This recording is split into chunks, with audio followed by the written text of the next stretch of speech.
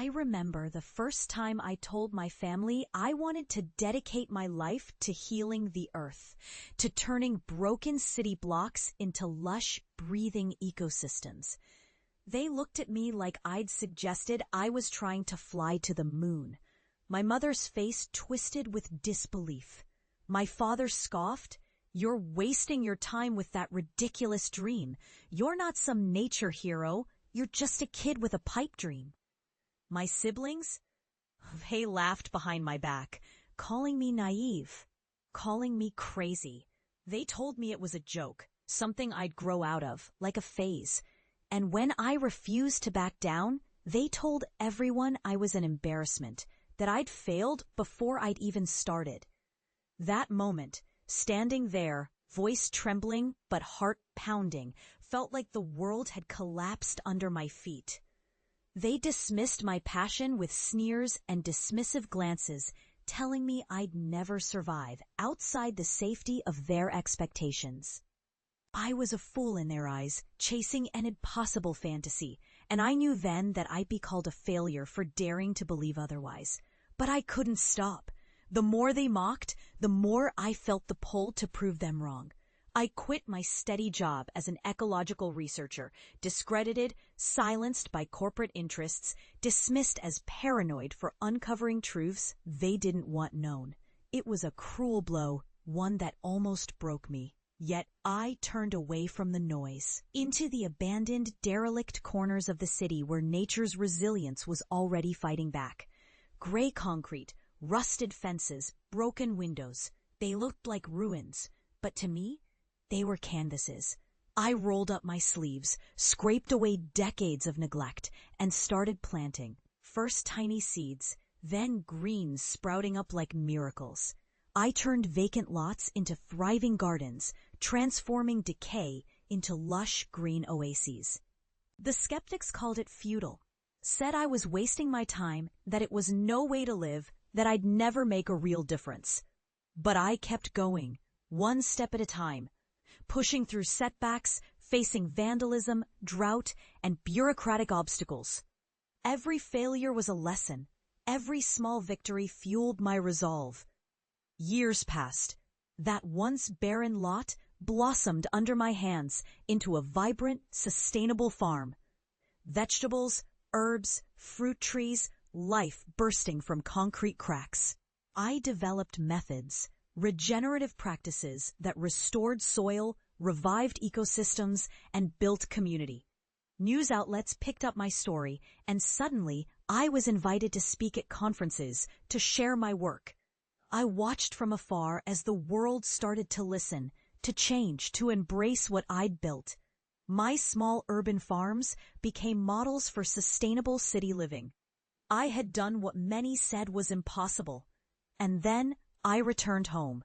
It had been years since I'd been there. Since their cruel dismissals, I drove past the old neighborhood, a place that once felt like a prison. The streets looked the same, dull, gray, forgotten, but I wasn't the same anymore.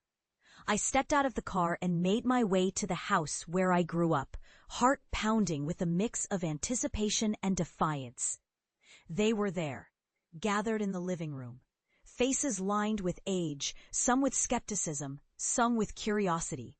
My mother looked at me as if seeing a ghost, her eyes wide, uncertain. My father's jaw tightened, trying to hide the disbelief. My siblings, they looked at me like I'd become some strange, distant stranger, the one who'd once been mocked as a fool. I took a deep breath, then stepped forward. "Mom, Dad, I want you to see what I've built, not just for me, but for this city, for people who thought hope was dead in these streets." I led them outside, through the backyard I'd transformed into a lush garden, an oasis amidst urban decay. The plants were bursting with life, tomatoes, greens, flowering herbs, bees humming busily among the blooms. I walked them over to a corner where I'd restored soil that once was barren, now a rich, dark tapestry teeming with worms and microbes. I watched their faces shift as they took it all in. Then I picked a ripe tomato, handing it to my mother. "Taste this," I said softly. She hesitated, then took a bite, her eyes widening in surprise. It's incredible.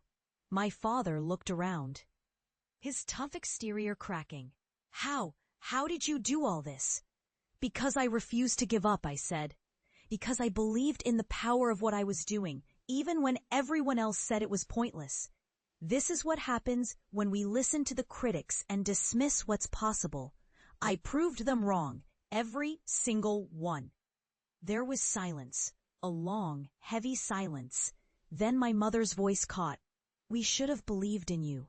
We should have seen the hope you saw. And in that moment, I saw them. Older, battered by life, but capable of understanding, capable of regret. I looked at them and realized something profound, that all their ridicule, all their doubts, had been rooted in their fear of change, their inability to see beyond convention. And I thought about how many others like me had been silenced, dismissed, pushed into the shadows because they dared to dream differently.